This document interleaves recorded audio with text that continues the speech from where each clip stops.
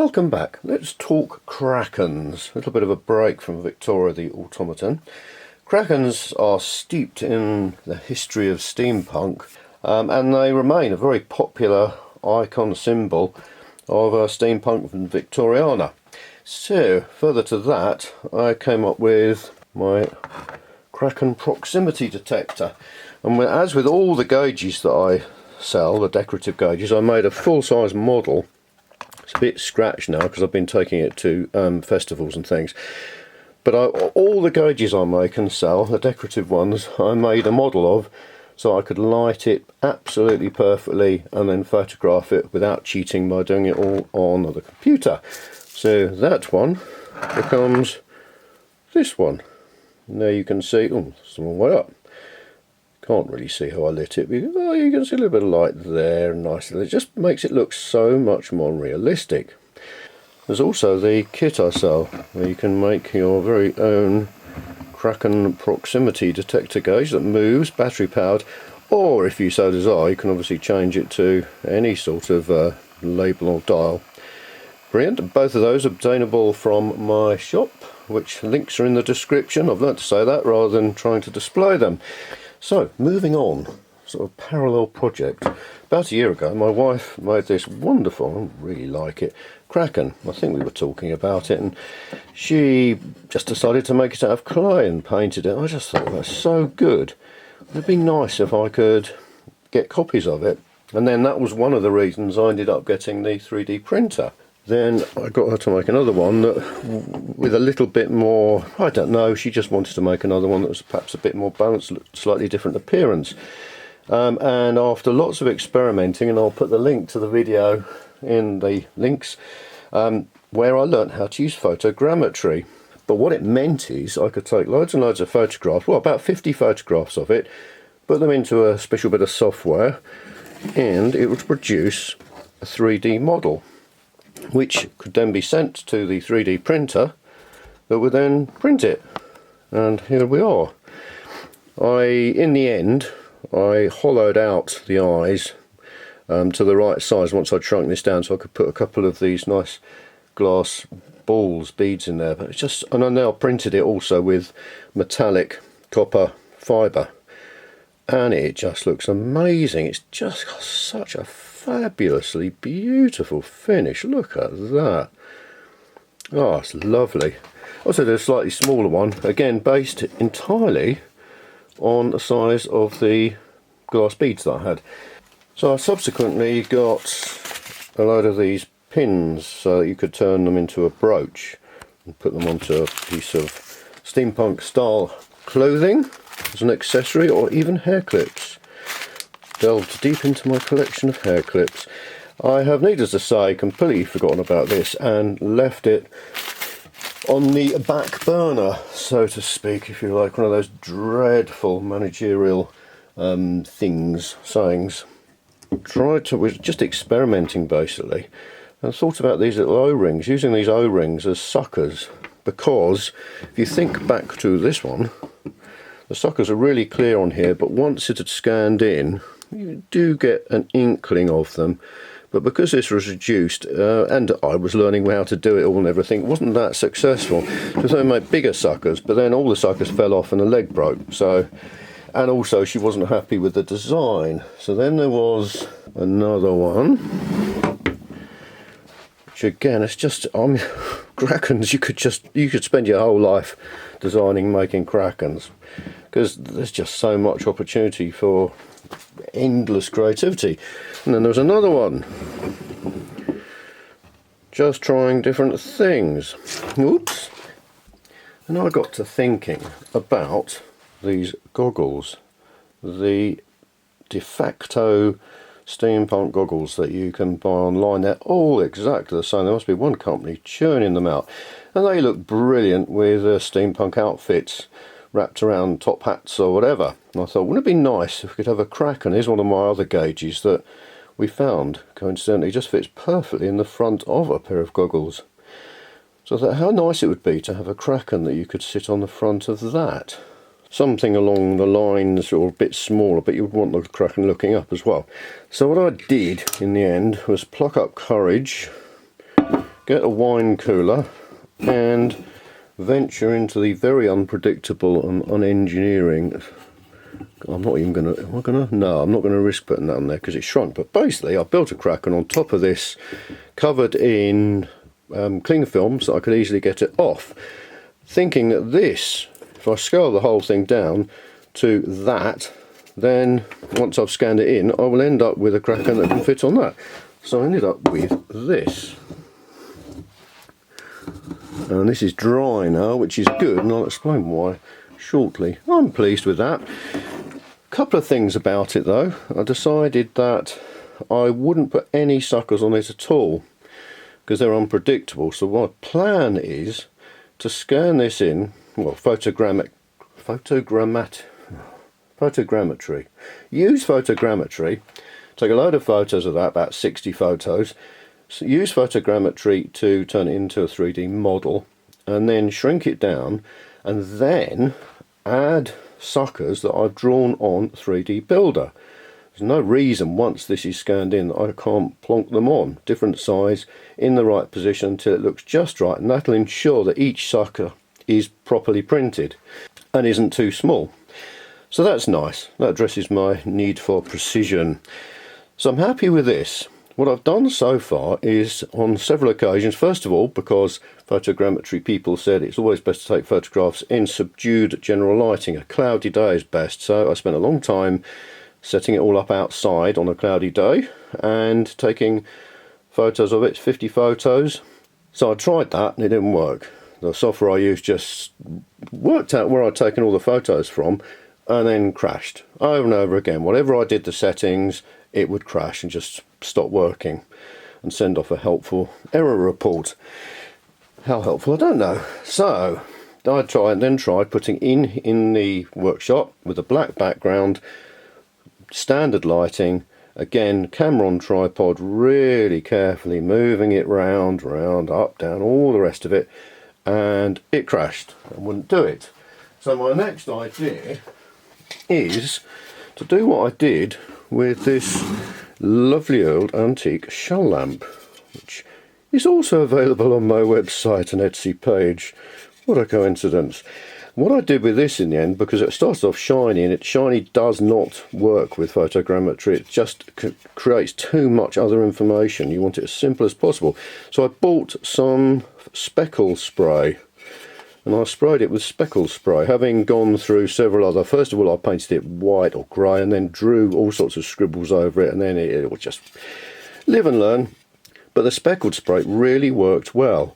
It works on such precision that each of these speckles, it really helped for it to calculate what's what. Well, I think of it, here is one of the shell lamps that I reduced in size and sprayed up, and I've also sell them with a 1 watt LED, warm white LED inside, so you can connect them up to a power supply and illuminate your fabulous steampunk creations. They look absolutely brilliant. I put 2 on the Is It Time for Tea machine with Florence, and they really do look lovely. Anywho, let's get on and do some painting. The paint of my choice today is Rust-Oleum multicoloured finish, which creates a rich, elegant finish on indoor and outdoor metal and wood surfaces. I've used it to stand things on that I've painted, and I think that says desert something or other. That's handy. Just get that shaken up and then spray.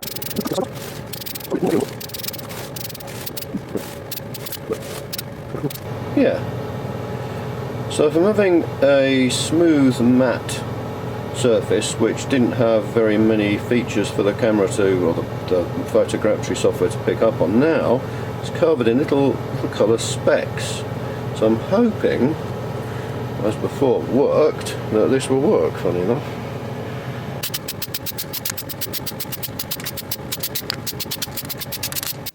Right, try number 4. This time it looks absolutely awful, but I've rolled down the matte black fabric background and sat the kraken on it.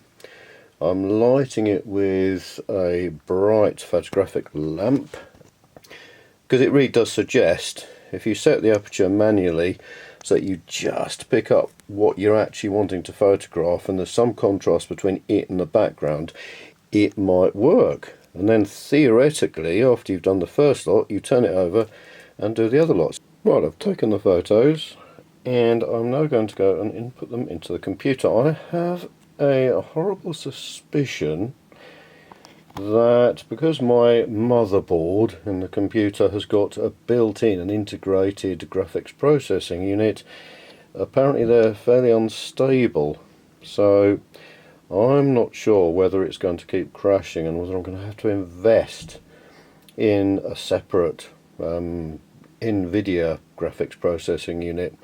Because this is the computer that I've got, the main one, as you can see, every flat surface is covered in stuff. It's a rather handy place for a cup of coffee. So what I'm going to do, because it's got a motherboard with a doodah and a thingamajig and a built-in graphics processor unit, I think further research suggests I need to get a separate graphics processor unit, which is in effect a whole nother computer that just does graphics calculations. But I've ordered one and it should be arriving today. To carry on working on Victoria. Apologies, her hair keeps falling off and I haven't stapled it onto her head yet because I still want to be able to lift it up and peek inside. What I'm going to do now is to work on the mouth. If you remember back to Florence, the Is It Time for Tea machine automaton, I tried all sorts of different ways of getting her mouth to open and close. I'll try and remember to put a link in the comments about where that can be found.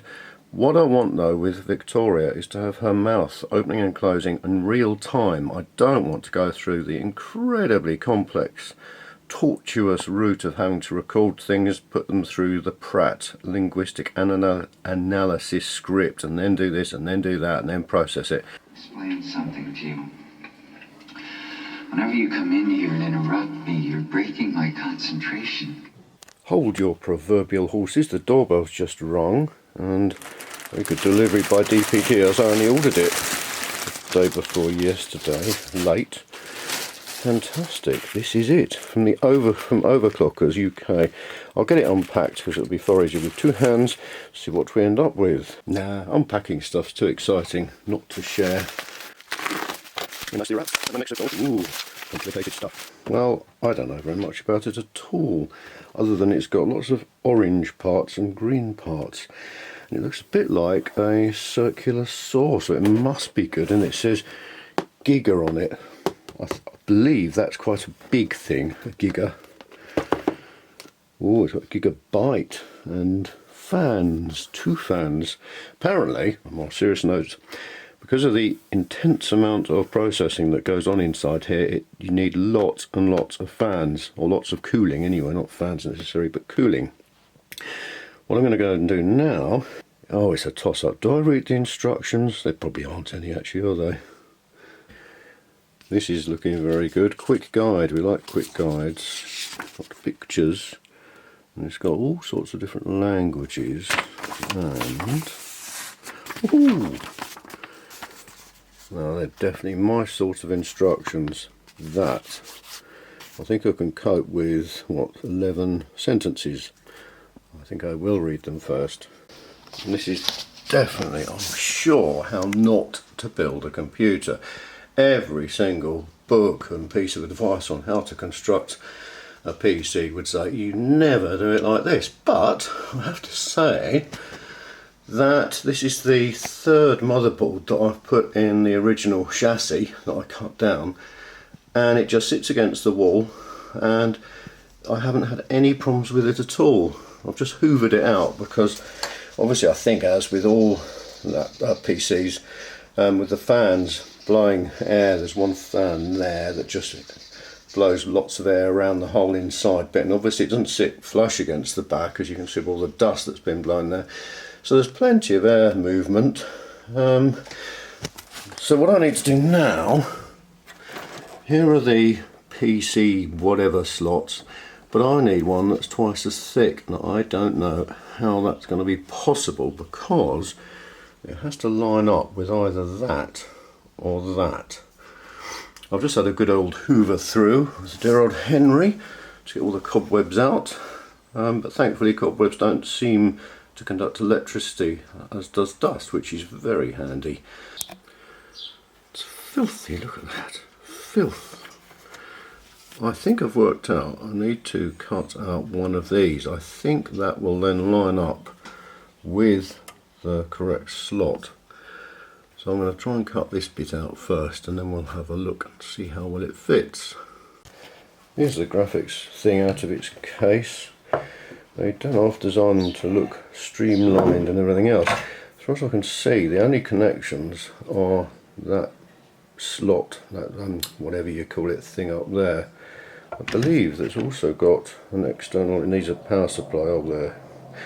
Nice thing about PCs is that, and I'm hoping this holds true for this as well, considering how an arm and a leg it cost me, that you just plug everything together. You speak to some people and say, oh yeah, I built my own PC, oh yeah, it's so terribly terrific and all that. Well, it isn't. You buy all the bits off a shelf, you plug them all together, switch it on, and it all works. At least that's been my experience over many years. I hope that experience continues for the rest of today. It does work. It is brilliant. I'm so pleased. I managed to fit it in by hacking away at the metalwork, and there was a spare thing from the power supply.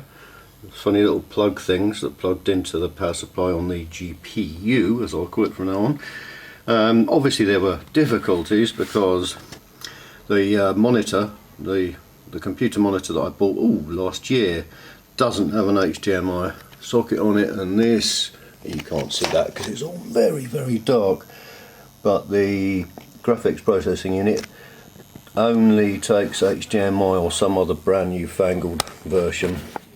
But luckily, because it has stopped working with the original graphics monitor output, I had this HDMI to something else adapter. So VGA, I don't know what it is, so many different versions. Luckily I keep all my audio visual cables carefully organised and sorted, so if I get stuck and need one, I can really quickly find it. I also find it really helps to include some red ribbon. I found a very, very thick piece of wire that does connect it to the D sub input on the existing monitor, and it works. It's brilliant. I know it works because the fans go round, and I assume if the fans go round it must be doing lots of very clever stuff and getting hot. Most importantly, I know it works because I fed in the same photos of the speckled kraken as I have done in the past, and rather than crashing after about 10 seconds, it carried on working and created this rather strange looking thing. You focus it, I'm trying not to avoid the moire patterns. Obviously it's got a few issues with bits that it thinks, that probably shadows and things that it thinks are part of it. I need to look at the instructions, but it managed to do all this in the time it took to take the rubbish out, empty the dishwasher and eat a fish finger sandwich, and that's amazing. When it has worked in the past on the original Kraken, it took, I think it took about 12 hours to do that. So that's absolutely amazing. I'm very pleased that I haven't wasted 300 and whatever it was quid. Poor Florence, so close yet so far. She's now consigned to the spray booth thing. Whilst success at last. I don't know how many hundreds of photos I've taken of this wretched Kraken, but what I ended up doing to get it to actually work is not to photograph it from below as one collection above, different chunks I think they call them, and then try and get it to match them up, because half the chunks were taken with it upside down, so they were the wrong way up. So I stuck it on this nice long post pipe, which I sprayed with the speckled spray. That meant I could take photos from up here all round by twisting, turning it round, and also right underneath, and it worked a treat finally. Really was getting to the stage where I was thinking, what is the point of this? But there you go. The point is I now know how not to do it. What I did also was to light it from below slightly, light it from above with the black background and a load of bits of white paper down here to reflect some more of the light up underneath. So just to try and reduce the number of shadows, and then adjust the aperture and speed and all that, so that it would be bright enough while keeping the background dark. Success! Oh, joy unbounded. So if you want to photograph a kraken and use it for photogrammetry, put it on a long pole and that will work. After it was successfully recreated within the computer by the photogrammetry software, I dropped it into 3D Builder and used that to create a torus, I think it's called, a donut shape, which I shrunk and enlarged and changed the angle of, and basically just added all the suckers on, which worked really nicely, having shrunk the whole thing down to the right size to fit on the goggles. Then to add eyes, so I imported it into Blender, which is very complicated but incredibly powerful and free to download, coincidentally. And after quite a few attempts, worked out how to use the sculpting tools to add the eyes. Look at this, this is absolutely amazing. This is the finished kraken, and here's the support system structure that's holding it up. And look at the suckers! I am absolutely thrilled. I can't wait to see the finished item. This has now been going for 3 hours 23 minutes on 84%. You can see the internal structure that I've set to 20%, so it builds a solid outer, top, bottom, and fills it with the this grid network that's 20%. And here is the amazing finished kraken. I'm so thrilled with that.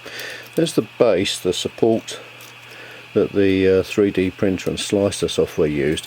I will peel this off. The amazing thing is, I don't want to risk damaging it, but generally the support structures just snap away beautifully. Right, I've snapped off all this with an aid of a pair of pliers. I had a couple of issues with 2 of the tentacles. It might be I need to make them a little bit stronger or something. Although I have to say, this is with the cool white fibre, and I'm always a little bit concerned. It doesn't seem to be as good as the warm white, which I coincidentally happened to start off by buying. So I've ordered some more warm white because I think it just adheres better. And there are the eyes, and they push in there. I printed it white just to start off and see what it looked like. Oh, I'm not going to glue them in yet because I want to spray it and things, but I am so pleased with that. You look at all the tentacles and the suckers. That looks amazing. Let's get a pair of goggles. Let's see whether this fits over properly. I've on the back added a raised section so it could stick to the original lenses that come with these goggles. Well, that's pretty good. I think that looks great. Excellent. Yeah, I'm very pleased with that, and I'm very pleased with the way that the tentacles turn over so you can get to see the suckers on the underside. So success. Obviously not 100% successful, but as mammoth tasks go, that's a pretty good outcome. I'm really pleased with that, and I've learnt loads more skills, how to use Blender and how photogrammetry and graphics cards and all sorts of stuff. So thank you very much for watching. I'll put the links in the comments. Hope to see you next time, and hopefully next time we will be getting on with Victoria, which will be facilitated by the fact that the sound recording card has arrived, which is also very exciting. My next job is to work out how to get voice recorded on this, voice tracks, to open and close her mouth in real time. Watch this space. Thanks again.